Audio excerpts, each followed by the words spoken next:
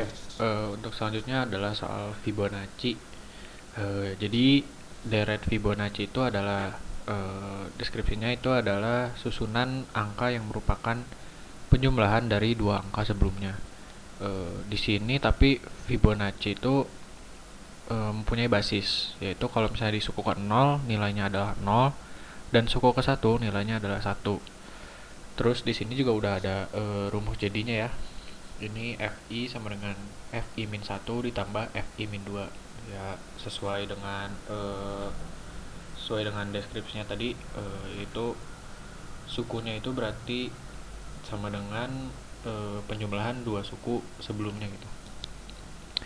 Nah, di program ini tuh masukannya adalah integer n, dimana n itu lebih besar dari 1, dan keluarannya adalah deret Fibonacci sampai suku ke n.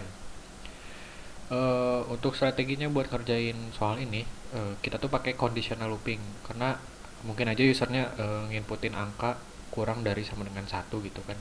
Jadi nanti otomatis ngeluarinnya tuh Fibonacci suku ke 0 sama suku ke 1 aja gitu. Di sini kita harus punya 3 variabel buat merepresentasikan suku-sukunya gitu. Contohnya misalnya variabel A, B, C. Jadi nanti ketiga variabel ini buat nyimpen suku n-2, n-1 dan suku ke n-nya.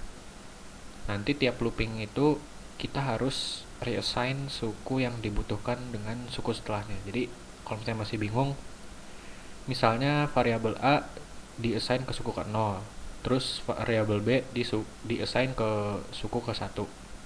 Nanti C itu bakal diassign dengan suku kedua, yang mana itu adalah hasil penjumlahan suku ke 1 dan suku ke 0. Nanti A yang awalnya suku ke 0 akan diassign dengan B, yaitu suku ke 1. Sementara B yang awalnya suku ke 1 akan diassign dengan C, yaitu suku kedua. Terus nanti tiap loopingnya C akan diassign lagi dengan penjumlahan A dengan B. Begitu seterusnya sampai dengan nanti iterasinya sama dengan N. Terus jangan lupa juga nanti tiap looping kita harus nge-outputin nilai C. Jadi kalau misalnya kita lihat di contohnya, misalnya masukannya adalah 2, kita tuh pasti bakal nge-outputin suku ke 0 dan suku ke 1. Suku ke 0 kan adalah 0, berarti yang di sini 0 suku ke 0. Terus suku ke 1 adalah 1. Sementara suku kedua itu adalah penjumlahan dari dua suku sebelumnya, 0 dan 1. Jadi 0 tambah 1 adalah 1. Ini untuk masukan yang kedua. Terus untuk misalnya masukan ke 8, berarti ini kan sampai suku ke 8. Untuk suku ke 0 adalah 0, suku ke 1 adalah 1. Suku kedua adalah 0 tambah 1. Nah, nanti di sini misalnya kita assign 0, 1, 1 ini si 0-nya adalah A, 1 yang di sini adalah B, 1 yang di sini adalah C. Nah, untuk mencari suku ke 3 di sini, nanti si A itu harus sama dengan B, si B harus sama dengan C. Jadi kayak di swap lagi gitu. Nanti si A-nya sama dengan 1, si B-nya sama dengan 1.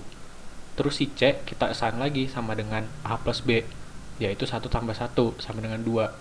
Terus selanjutnya lagi di swap lagi ke kanan.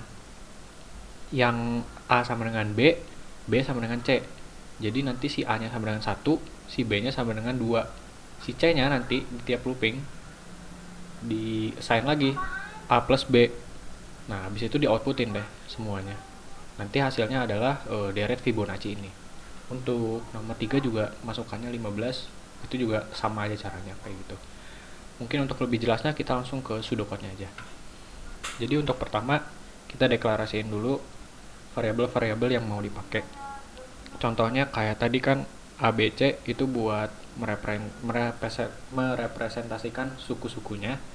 Terus I-nya itu buat iterasinya, dan N itu buat berapa banyak deret yang ingin di outputkan gitu. Dan semuanya itu bertipe data integer. Langsung ke algoritmanya. Pertama kita inputin N dulu di sini. Terus kita assign dulu nih basisnya, basis Fibonacci-nya. A itu sebagai suku ke 0 itu sama dengan 0, dan suku ke 1 itu sama dengan 1. Jadi A dan B di sini adalah suku ke 0 dan suku ke 1. Terus kita langsung print aja si suku ke 0 sama suku ke 1-nya, atau kita print A dan B-nya. Lalu kita assign I sama dengan 2. Kenapa sama dengan 2? Soalnya kita pasti bakal mulainya tuh dari suku kedua gitu. Soalnya kan suku ke 0 dan suku ke 1-nya udah diketahui lah gitu.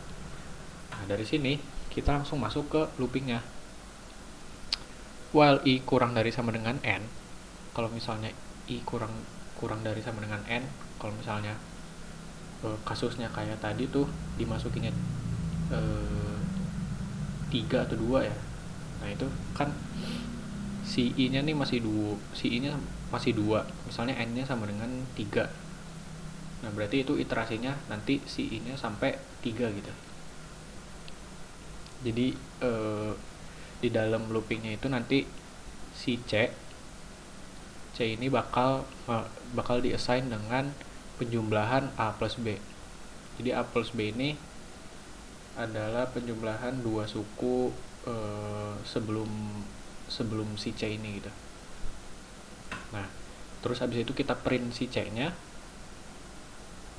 Lalu abis itu kayak yang aku bilang tadi, di swap gitu. Si A-nya tuh diassign sama B, sementara si B-nya diassign sama C. Nah, habis itu si iterasinya ini nambah 1 buat biar loopingnya bisa selesai gitu. Nah, kalau misalnya si I-nya udah nyampe N, baru nanti si loopingnya selesai. Nah, jadi setiap iterasi itu kita assign dulu si C-nya. C-nya itu sama dengan A plus B, terus print si C-nya, terus di swap gitu, swap ke kanan, si A-nya sama dengan B, B-nya sama dengan C. Abis itu nanti ditambah I-nya di iterasi. Habis itu kalau misalnya masih memenuhi syarat si loopingnya, si C-nya diassign lagi sama A plus B, terus print lagi sampai akhirnya I-nya tuh sama dengan N. Nah, kalau misalnya udah selesai, programnya juga udah selesai, karena kan si outputannya ada di dalam loopingnya ini. Oke, mungkin sekian, terima kasih.